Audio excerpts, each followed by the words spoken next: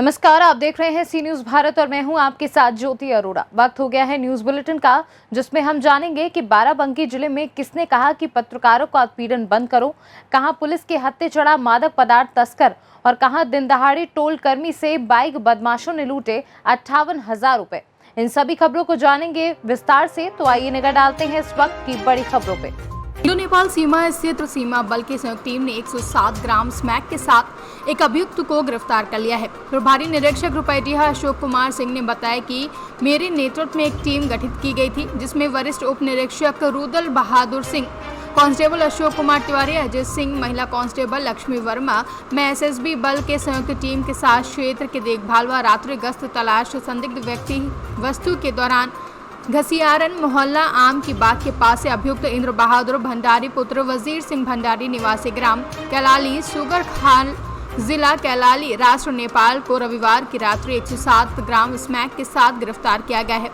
पकड़े गए स्मैक की अंतर्राष्ट्रीय कीमत लगभग 1 करोड़ 7 लाख रुपए आंकी गई है, जिसके संबंध में थाना स्थानीय पर एनडीपीसी एक्ट की धारा में मुकदमा दर्ज कर लिया गया है।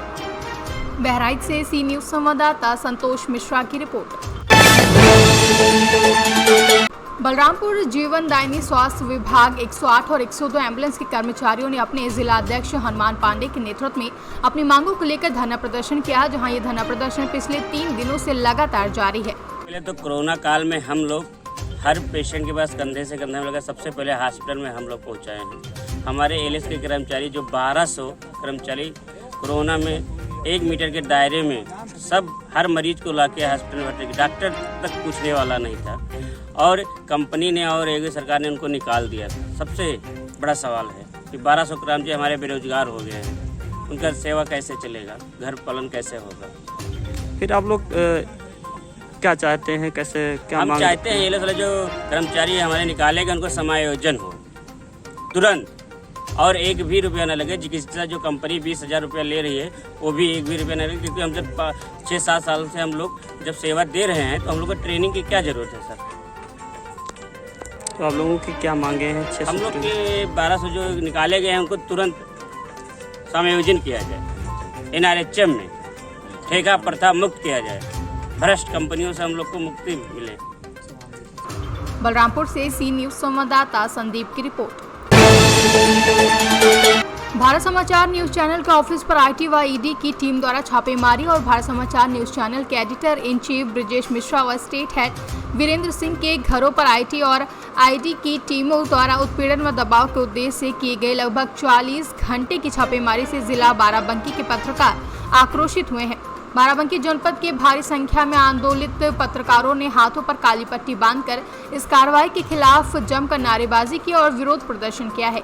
जिलाधिकारी डॉक्टर आदर्श सिंह के कार्यालय के बाहर जमीन पर बैठे पत्रकारों ने इस छापेमारी के खिलाफ जोरदार प्रदर्शन व नारेबाजी की है। वहीं पत्रकारों के आक्रोश को देखते हुए खुद अपर जिलाधिकारी संदीप गुप्ता पहुंचे और पत्रकारों का ज्ञापन दिया है। अभी कुछ दिन पहले जैसा हम लोग जानते हैं कि आईडी और ईटी की टीमों ने जो है भारत समाचार न्यूज़ चैनल के दफ्तर पर भी छापेमारी की और साथ ही जो एडिटर इन चीफ है हमारे परम श्रद्धेय ब्रिजेश मिश्रा जी के घर पर और परम आदरणीय वीरेंद्र जी के घर पर भी छापेमारी की गई। साथ ही 40 घंटे की छापेमारी के बाद में कहीं भी कुछ आईडी और ईटी टीम को नहीं मिला।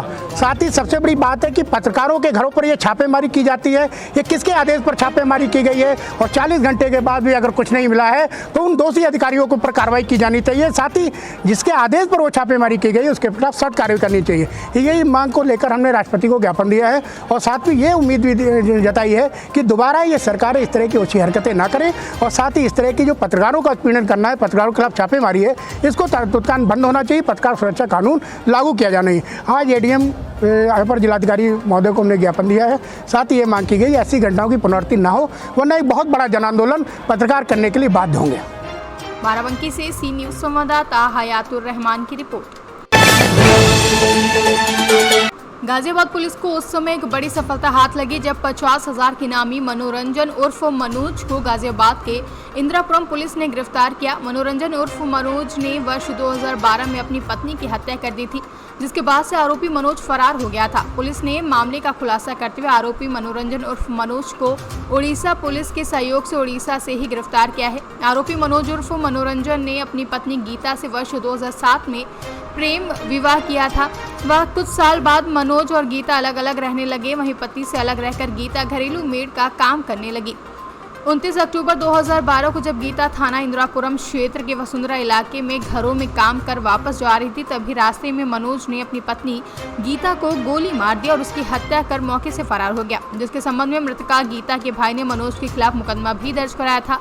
लेकिन मनोज मौके से फरार होने के बाद पुलिस के हत्थे नहीं चढ़ा। हालांकि पुलिस ने इस दौरान उसके NBW भी जारी किए और कुर्की के भी आदेश दिए। बावजूद इसके मनोज कुमार गिरफ्त से दूर रहा था, लेकिन आखिरकार पुलिस ने मुखबिर की सूचना पर मनोज को उड़ीसा से गिरफ्तार कर लिया है। पहले मामला जानना चाहेंगे, क्या ये पूरा मामला है?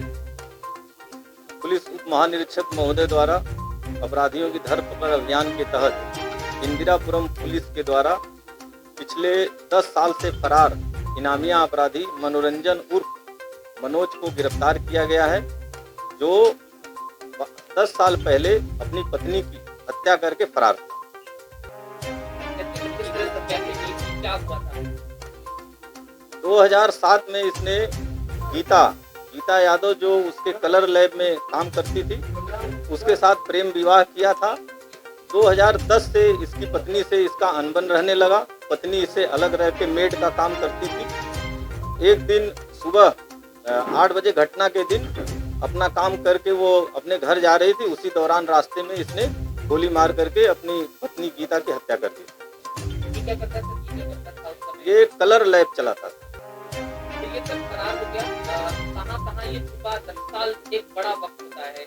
आपने सुना कि उससे इनाम की कोशिश कर दिया गया था, तो 10 साल में 50 साल के खिलाफ जो पुलिस की क्या कार्रवाई रही और कैसे फिर 10 साल जो चीजें हैं चलेंगी? लगातार पुलिस इसका पीछा करती रही और लगातार इसको ढूंढने का प्रयास किया जाता रहा, लेकिन ये अपने को छुपाए रहा जगह जगह पे। और इसकी कुर्की भी कराई गई और माननीय न्यायालय के आदेश की अवमानना के संबंध में एक मुकदमा भी इसके खिलाफ फिर पंजीकृत कराया गया था। ये सारी कार्रवाई लगातार इसके खिलाफ जारी है।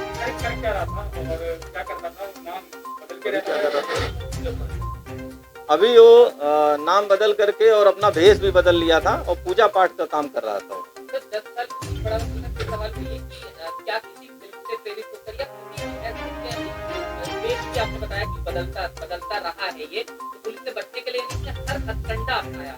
हो सकता है कि इसे ये भी लगता होगा कि हर आहट होती है तो शायद पुलिस आ रही, तो एक तरह से कहें कि खौफ के 10 साल में ये जी रहा था, शायद वियोग भी रहा होगा पत्नी की हत्या का। तो ये टोटल एक बार थोड़ा सा आप शब्दों में जानना चाहेंगे कि 10 साल आपकी जानकारी जो कि 10 साल कैसे इसके पीछे क्या गुजरा? बिल्कुल, ये अपराधी है तो अपराध करने के बाद अपराधी हमेशा खौफ में ही रहता होगा और ये भी मैं समझ रहा हूँ उसकी खौफ के दायरे में ही होगा और इसी वजह से अपने को लगातार छुपा रहा था और जगह जगह अपना अड्डा निवास स्थान चेंज कर रहा था और अपना वेश भी लगातार इसलिए लगातार बदल रहा था। बहुत एक इम्पोर्टेंट बात ये है कि जानकारी ये है कि बेहद मामूली बात पर शायद उस वक्त में लड़ाई हुई थी, तो थोड़ा कारण कुछ क्या पता लग पाया कि किस वजह से लड़ाई हुई थी? प्रेम विवाह और फिर लड़ाई, ये जनरल पारिवारिक झगड़े हैं, इन लोगों का एडजस्टमेंट नहीं हो पाया, इस वजह से दोनों अलग रहने लगे, यही कारण होगा। गाजियाबाद से सी न्यूज संवाददाता शहजाद खान की रिपोर्ट। कोलसी कनीना मार्ग स्थित एक टोल के कर्मचारी से बाइक सवार बदमाशों ने दिन दहाड़े रुपयों से भरा बैग छीन लिया और फरार हो गए। बदमाशों ने कर्मचारी के सिर में एक कांच की बोतल से वार कर वारदात को अंजाम दिया। वारदात के बाद बदमाश फरार हो गए। सूचना के बाद पुलिस ने नकाबबंदी कर बदमाशों की तलाश शुरू कर दी। आपको बता दें कि PWD विभाग द्वारा कोलसी कनीना मार्ग पर टोल लगाया हुआ है, जिस पर गांव बंदेगी निवासी प्रवीण चतुर्थ श्रेणी कर्मचारी के तौर पर कार्यरत हैं। रविवार की छुट्टी होने के कारण टोल एकत्रित हुआ, जहां कैश बैंक में जमा नहीं हो पाया। प्रवीण ने एकत्रित 58,000 के नकदी को एक थैले में भर लिया और घर के लिए रवाना हो गए। जब वह लुखी गांव के पास पहुंचा तो एक बाइक पर 3 बदमाश सवार होकर आए और उन्होंने प्रवीण के सिर पर कांच की बोतल मार दी। जिससे वह घायल हो गए और बदमाश उसे रुपयों से भरा बैग लेकर फरार हो गए हैं। प्रवीण ने तुरंत पुलिस को इसकी सूचना दी। पुलिस ने नाकाबंदी भी की, लेकिन तब तक बदमाश फरार हो चुके थे। पुलिस का अनुमान है कि कर्मचारी द्वारा रुपए लेकर जाने की सूचना बदमाशों को पहले से ही थी और उन्होंने रेकी कर वारदात को अंजाम दिया है। पर वो 3 व्यक्ति थे। मैं प्रतिदिन की तरह कैश लेके घर पे जा रहा था। रास्ते में उन्होंने बाइक से साइकिल को टक्कर लगाई। साइकिल एक साइड गिर गई। जैसे मैं साइकिल को संभाला, अपने आप को संभाला, रोड के ऊपर आया, उन्होंने इतने बार में थप्पड़ों से वारदात शुरू कर दी। बियर की बोतल सर में मारी और वो पैसे लेकर चला गया। कितने पैसे थे सर? उसके अंदर लगभग 59,000 की समथिंग। तो जो सर इससे पहले भी बेलदारों ने ड्यूटी की थी कैश के ऊपर, और पूरा की बात थी जो बेलदार थे उनकी बदली हो गई थी और उनकी जगह मुझको इस कैश की ड्यूटी पे लगाया गया था। हाँ सर, प्रतिदिन के हिसाब सरकारी खाते में कैश जमा होता है SBI बैंक के अंदर। उसका पहले चालान बनता है और फिर चालान SBI बैंक के अंदर जमा हो जाता है। आज कैसी क्या नौबत आ गई थी? आज सर संडे था, बैंक बंद थी। सूचना मिली थी कि भड़ंगी रोड पर लूट हो गई है। जो मौका पर पुलिस पहुंची तो प्रवीण कुमार है जो PWD में बेलदार की नौकरी करता है।